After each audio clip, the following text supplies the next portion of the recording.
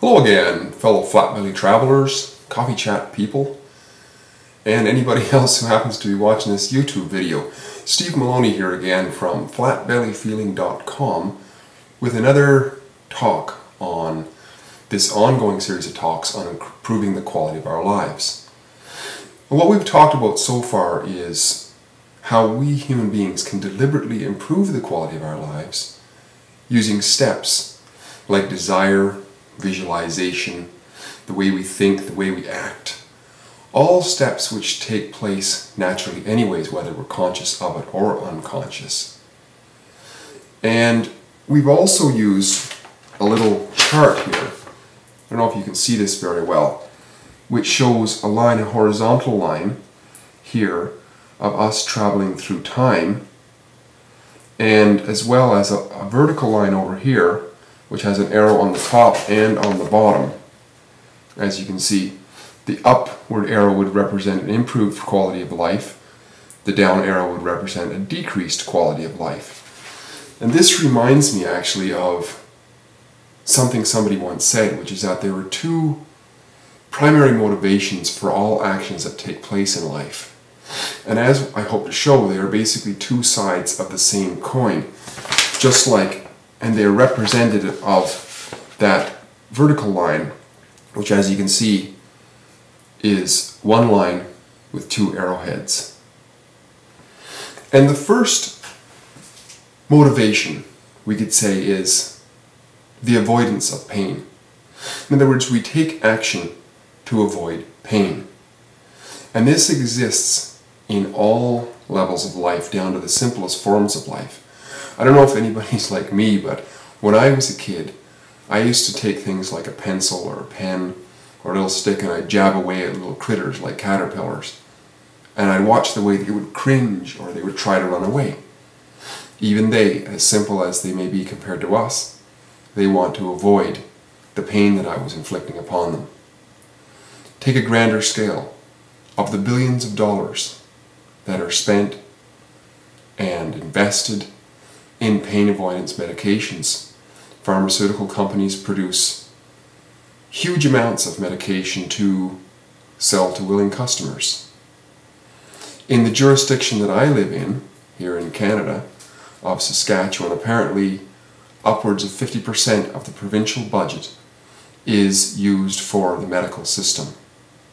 And if we can imagine, the medical system is either directly or indirectly geared towards helping people avoid pain. So really we could say it as a negative motivation in a way. We want to avoid it, therefore we act and we do something by purchasing or involving ourselves in some sort of routine. The other side of the coin, of that same coin, is the seeking of pleasure. And whether this pleasure is physical, emotional, mental, spiritual, we can see those pleasures as the qualities in life which we seek, can't we? And up till now we've been talking about the mechanics, once again showing this, the mechanics of what happens in life.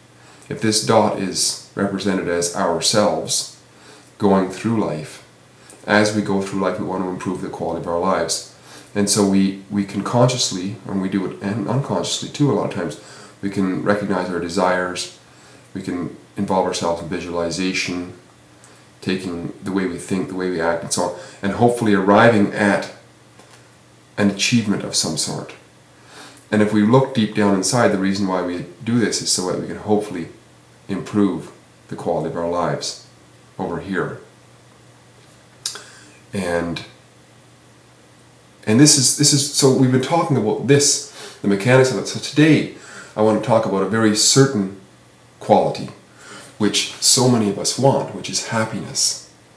And happiness we could recognize as one of those qualities, as a pleasure. And whether it shows up as an emotional pleasure, or mental pleasure, spiritual pleasure, it nevertheless could be seen as that. And certainly when we are happy, that in itself can result in also physical pleasure. And in early thoughts along this, it reminds me of a story of a memory actually with something that went on between my son and I years ago. He's now 12 years old. This probably took place when he was about 3 years old. At that time, he was really into this child's story called Thomas the Tank Engine and all of its little caricatures that go along with it. And basically, Thomas the Tank Engine, if you remember, was that story of a bunch of animated little trains. They all have happy faces or whatever kind of faces, and they talk to each other and so on. And Liam at that time, he had probably had several of the trains. He had Thomas for sure, but he wanted more. And he got this little catalog at a store one time.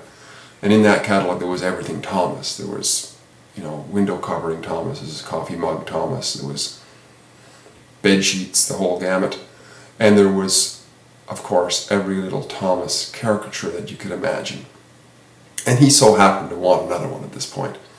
And he came to me and he said, "Daddy, can you get me this train?" I believe it was Percy. It was a little green train, one of Thomas's friends. And so I began to ask him, I said, "Liam, why do you want that?" And he looked at me and he said, as a child, very spontaneously, he said something like, "Because Percy is funny." And I asked him, I said, "Well, why is that important?" And he said, "Well, because he helps the troublesome trucks."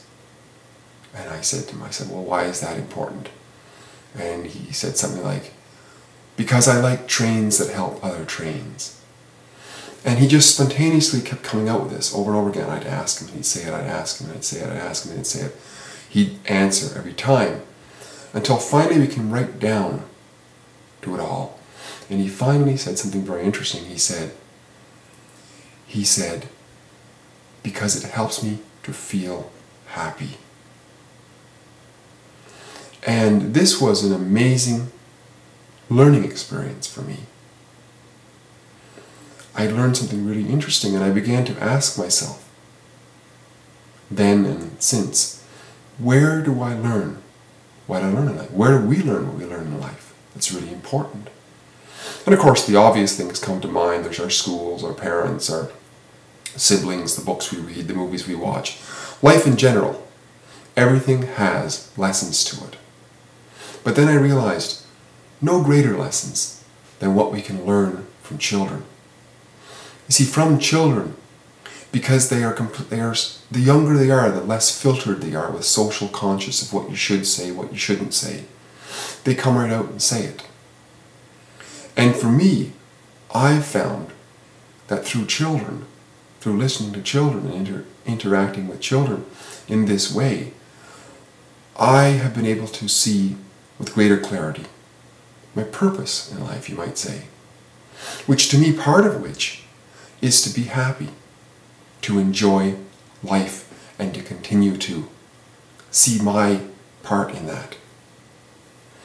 To further clarify or to further exemplify this idea, let me share another sort of a story about children. And of course, when I talk about children, it seems a little self-serving. I talk about my children because those are the ones that I spent most of the time with, as far as time with children anyways.